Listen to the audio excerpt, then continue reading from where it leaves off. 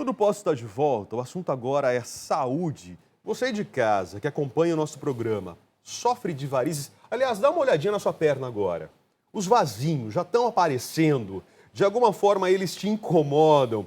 Pois esse é o assunto que a gente vai tratar agora com o Dr. João Gualberto. João Gualberto Diniz, ele que atende aqui no Hospital Bandeirantes, aqui na região central de São Paulo. Doutor João, muito boa tarde, bem-vindo. Muito bom, Obrigado pela presença. Muita gente, né, se incomoda com esses vasinhos por uma questão estética. É verdade. Mas não é só por isso, né, doutor? Não, a preocupação não deve ser essa apenas, né? na verdade, assim, a questão dos vasinhos, né, dos famigerados vasinhos, está muito relacionado ao aparecimento de varizes, microvarizes, varizes de pequeno porte, de médio porte e até de grande porte. Vasinhos é o início, seria isso? Não, Rafa, tem assim, o vasinho, que é aquele vasinho vermelhinho que você vê, eles são geralmente muito superficiais. Eles estão na pele. Tá. As varizes, que são microvarizes, um pouco mais calibrosas, elas estão um plano um pouquinho abaixo da pele, abaixo da camada da hipoderme que a gente fala, do subcutâneo. Que vasinhos, eu vou confessar para vocês, eu vejo nas minhas pernas. Gente, eu sou branco demais, né, doutor? Certo, e é muito comum isso aparecer, não é? Então, na verdade, a classificação entre vasinhos e varizes é o diâmetro do vaso.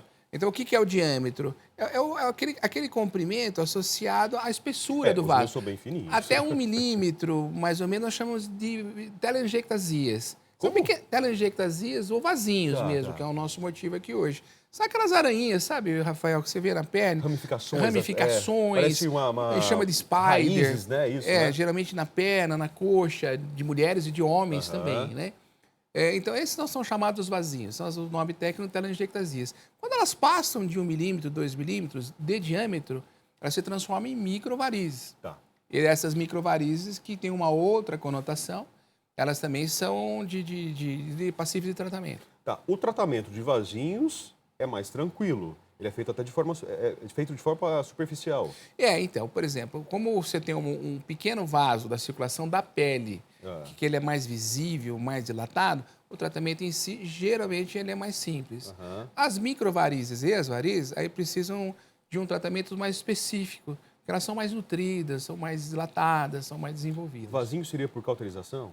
Pode ser uma das formas de tratamento, escleroterapia, o famoso secar vasinhos.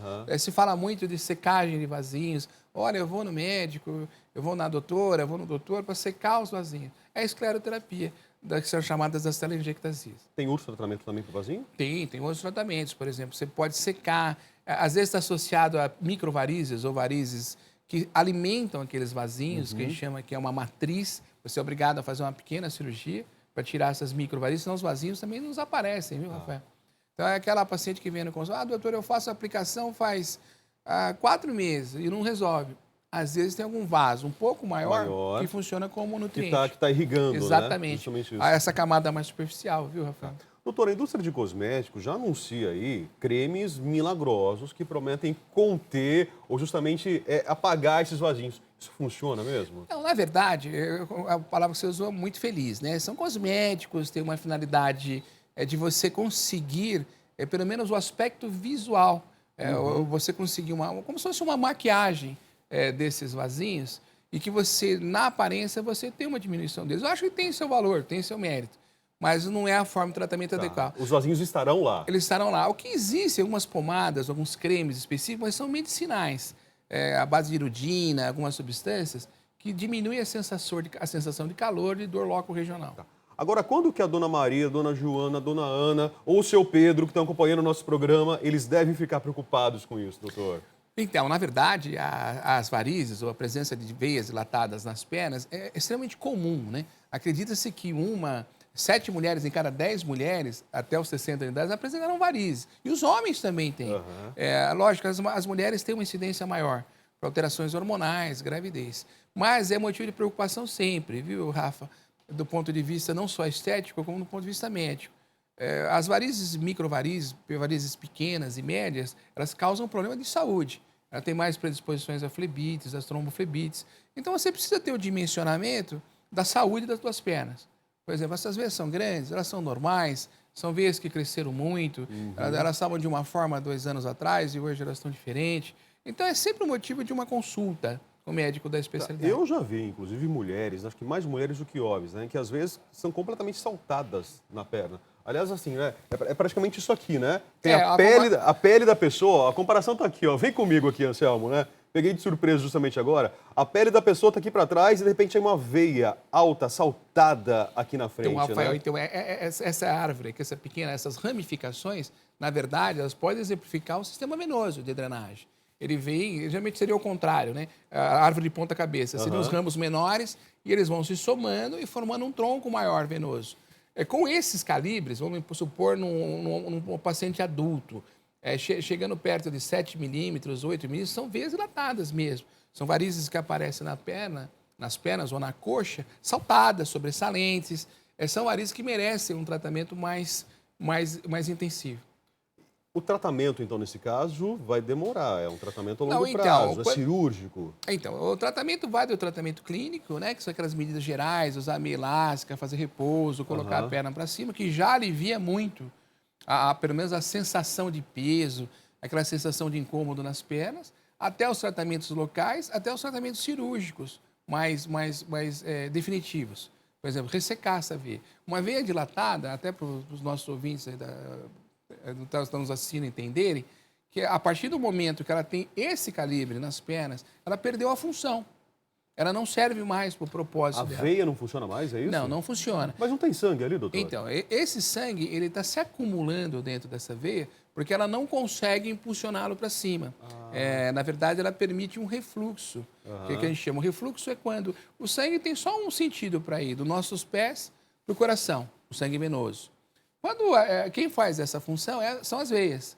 Quando essa veia superficial ela está muito dilatada, ela perde essa função e começa a dilatar mais ainda. São as chamadas varizes. Então, são veias dilatadas, tortuosas do sistema venoso superficial com perda de função. Doutor João, existem varizes internas? Não, por princípio, não. As varizes sempre serão externas. Vão ser sempre visíveis, é isso? Sempre visíveis. Tá. Eu lembro de uma tia que acabou operando justamente de varizes, né? Isso anos e anos atrás, eu acho que eu era moleque ainda, né? E eu lembro dos meus pais... Então não faz tanto tempo. Doutor, calma aí, é bondade sua também.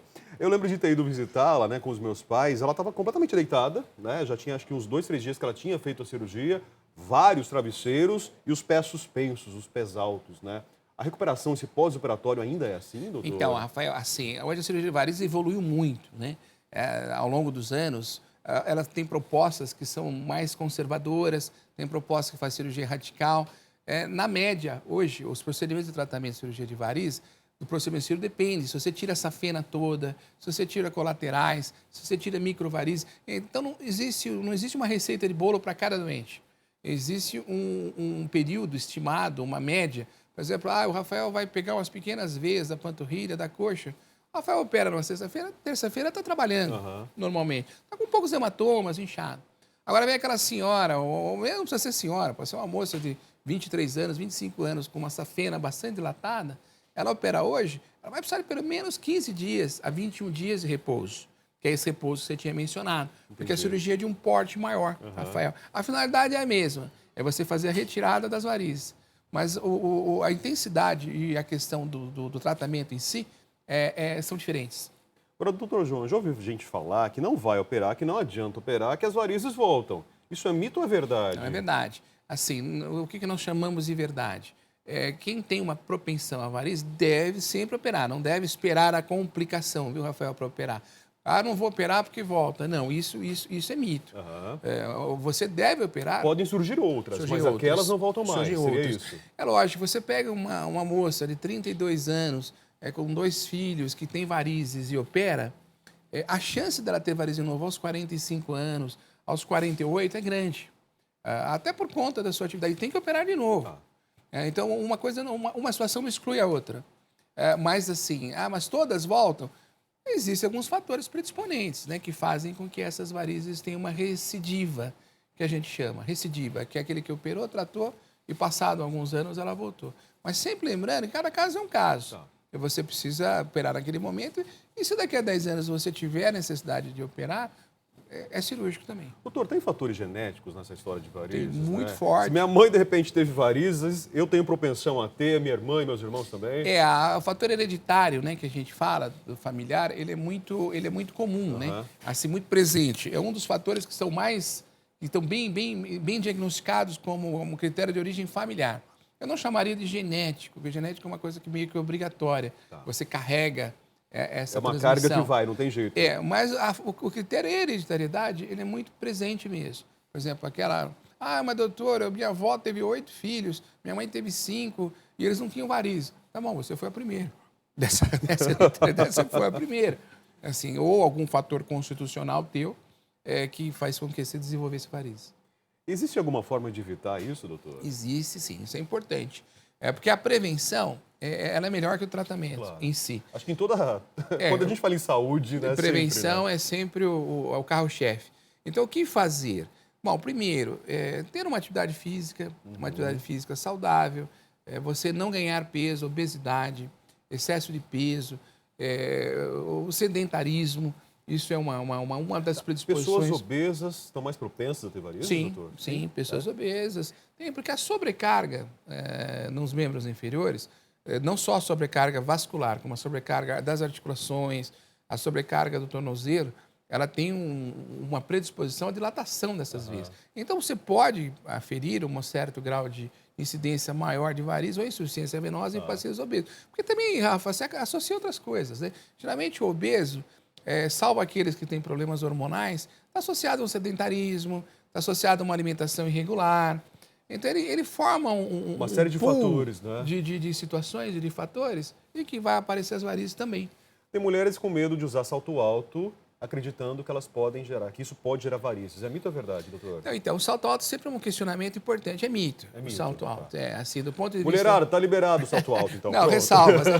Tem ressalvas? O doutor João vai fazer ressalvas. Meu Deus. O salto alto, particularmente aquelas senhoras ou moças que usam profissionalmente, eles causam desconforto na panturrilha. Porque você tem que manter um equilíbrio dentro de uma plataforma com apoio muito reduzido. Então, dá mais dor na batata da perna, dá mais dor. Ele não é um sapato confortável. Esse é o questionamento.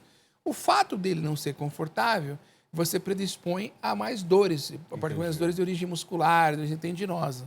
Não especificamente a formação de varizes, mas dá mais dor na panturrilha, desconforto, você prejudica a sua atividade, você fica mais sedentário.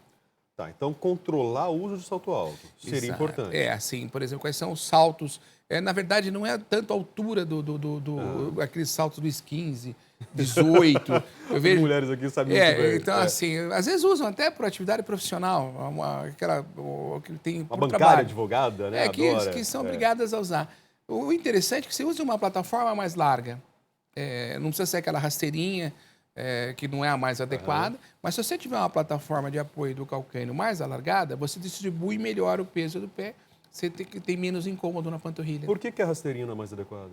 Porque ela também, ela simplesmente faz o apoio todo no pé, não só o apoio na parte inteira do pé, na parte posterior. O apoio na parte inteira, na parte posterior, era mais adequado. A rasteirinha pode cansar também. Seria uma pisada mais pranchada, isso. E não é bom, então? Não, às vezes não é o mais adequado. Tá. Doutor, além, então, da gente evitar o salto alto, quer dizer, evitar assim, né? A mulher utilizar o salto alto na medida certa, praticar atividade física, alimentação saudável, outras formas que ajudam a evitar varizes.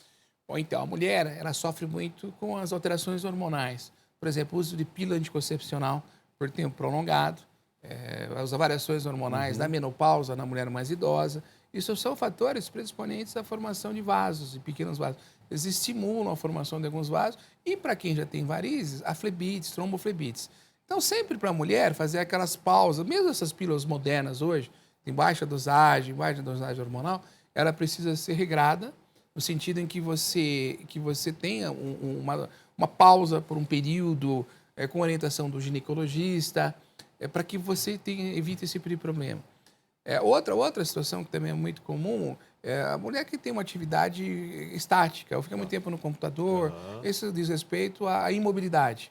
Não só ao sedentarismo, muito tempo no computador, muito tempo sentado, ou muito tempo em pé. Se você puder evitar esse tipo de situação, você predispõe a ter menos varizes. Na internet a gente recebe várias dicas, né? Isso é comum, né? Elas pulverizam. E uma delas eu lembro que falava que a mulher que fica muito tempo em pé, por exemplo, passando roupa, ela deveria colocar um degrauzinho e às vezes a cada 15 minutos trocar pé direito e pé esquerdo, para dar uma certa mobilidade. Não sei se Eu, funciona, assim, se resolve. Rafael, eu doutor. acho que qualquer mobilidade é melhor do que nenhuma. Tá. Assim, tanto é que vocês têm essas dicas na internet, lógico, triando entre um mito e uma coisa realmente efetiva, eu acho que qualquer mobilidade é melhor do que nenhuma. Mas se você tiver a opção de fazer a mobilidade, a melhor mobilidade na bomba da panturrilha é você fazer a movimentação com o tornozelo. Essas flexões do pé. Tá. Assim, não sei se ele consegue pegar meu pé aqui e fazer esse Olha aqui, tipo ó, de vou movimento mostrar o com pé o do pé. doutor aqui, João. Esse Isso. tipo de movimento com o pé que você estimula a bomba da panturrilha. Tá. Então tem algumas pessoas, doutor, mas eu faço esse movimento circulatório aqui, é bom para articulação do tornozelo, mas não é efetivo para a bomba de panturrilha.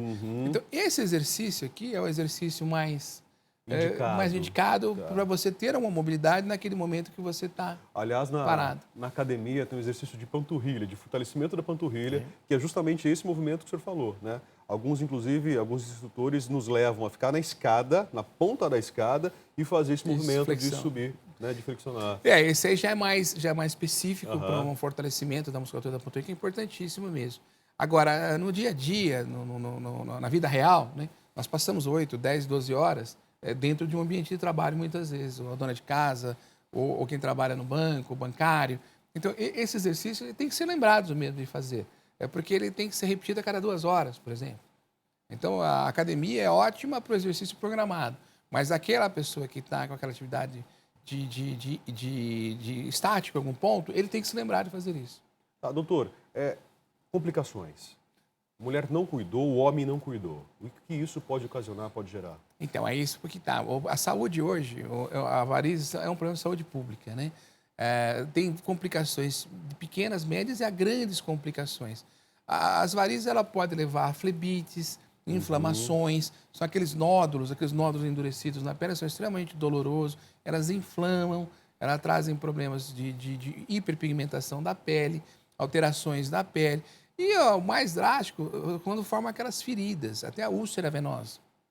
Então, todo mundo conhece ou tem conhecimento de um amigo, alguém da família. Olha, doutor, o meu avô tinha uma úlcera venosa na perna durante anos. Isso é muito comum mesmo. Porque a úlcera venosa, ela é muito comum, porque é a doença mais frequente são as varizes. E sabe, Rafael, está entre as 10, um pouco mais, causas de afastamento do trabalho no mundo.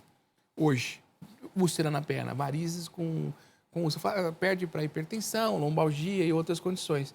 Mas a úlcera de perna afasta do trabalho. Mas chega a esse estágio porque o tratamento não foi feito... Sim, em algum ponto do início da doença, ele não foi seguido de forma adequada. Então, como é que é a história natural? O paciente tem umas pequenas varizes, as varizes se tornam de médio para grande calibre, o tempo vai passando, ele vai ter complicações dessas varizes até que culmina com uma ferida ou com um inchaço permanente na perna. Tratamento hoje, então, pelo SUS, completamente possível, doutor? Não é assim. O SUS hoje tem proposta de tratamento com cirurgia corretiva de varizes, né? A demanda é muito grande, na verdade. Eu tive a oportunidade de trabalhar no SUS durante muitos anos e a gente observa que a procura para essa demanda realmente é de saúde pública. Porque pelo fato de ser uma doença muito comum, um problema muito comum de saúde, muitas pessoas têm. E o serviço tem que, entre outras coisas, também ter um direcionamento para atender essa demanda. Então, as filas nos hospitais que se propõem, há uma dificuldade logística, isso é fato concreto, há uma demora. Mas o SUS tem a sua parcela de responsabilidade nisso também. Não só nessa situação, mas em tantas outras, né? Infelizmente, até contar com a sorte, né, doutor? Na verdade é sim, precisa ter uma regularização, né? Por exemplo, geralmente são filas, viu, Rafael? São listas onde o doente entra e já está o diagnóstico, já está pronto. Só que precisa realmente do empenho de toda a sociedade da área de saúde para que isso seja minimizado, pelo menos. Tá. E homens também têm varizes, né? Vamos deixar bem claro aqui, a gente até pincelou já algumas situações, mas com os homens também pode acontecer. Em situações menores, né, doutor? É isso? Na verdade, a doença é mais frequente em mulheres. Mas homens também têm varizes. Então, achar que varizes é doença de mulher, lógico, é aquilo que eu te falei, 7 a cada 10 mulheres um dia experimentação algum tipo de insuficiência venosa. Os homens, a incidência são menores, porque não sofrem as variações hormonais em relação ao uso de pílula anticoncepcional, a relação de gravidez, as próprias variações que a mulher tem. Mas também existem varizes em homens. Fator hereditário no homem também permanente. Pode ocorrer. Aparece, tem uma alteração na parede da veia, que vem com uma transferência hereditária e que vai se manifestar em algum momento da vida adulta. Então vamos lá então, só recapitulando, gente, diferença então entre vasinhos e varizes, isso realmente existe, isso está provado, né, doutor? Sim. Então, o variz é um tema que eu acho, Rafael, a gente tem que estar sempre conversando mesmo. Como eu citei para você, é um problema de saúde pública. Então, os nossos telespectadores, o pessoal que está assistindo em casa, com certeza terão 1 milhão de dúvidas. E as dúvidas são pertinentes mesmo. Então, aqueles vasinhos pequenininhos vão se transformar em varizes? Não obrigatoriamente. Tá. Mas eles podem ser mantidos por varizes, por varizes que alimentam esses vasinhos. Ah, mas os vasinhos são de tratamento somente estético? Grande parte são de tratamento estético, mas muitos também têm dor, tem aumento do calor local, particularmente nas mulheres na época da menstruação, pré-menstruação, ficam exacerbados a ponto de incomodar. O importante é não marcar bobeira. Começou a sentir incômodo, procura o médico. Eu acho que é fazer o diagnóstico, né? Hoje o diagnóstico é feito pelo exame físico, pela história clínica, pelo exame físico. Tem alguns exames complementares, você pede um ultrassom venoso, você mapeia essas nossas veias, faz um mapeamento, quais são, estão dilatadas, o quanto está dilatado. Isso é um exame não invasivo, é um exame de ultrassom feito por um profissional experiente da área. É um exame um pouco demorado quando bem feito, 30 minutos ou pouco mais, mas ele é bem elucidativo. Tá aí, o doutor João Galberto Diniz conversando com a gente hoje. Leve o nosso abraço, pessoal do Hospital Bandeirantes. Sempre todos muito queridos com a gente aqui.